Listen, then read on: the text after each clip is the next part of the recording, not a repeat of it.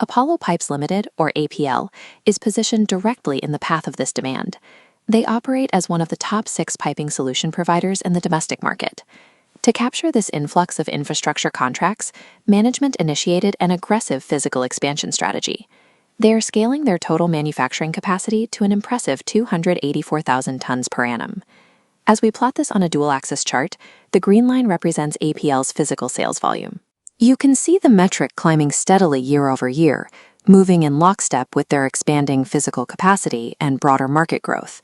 On paper, capturing rising volume in a rapidly expanding sector dictates a simple financial outcome: record-breaking profitability. But the reality tells a sharply different story. Despite expanding market share, profitability is compressing.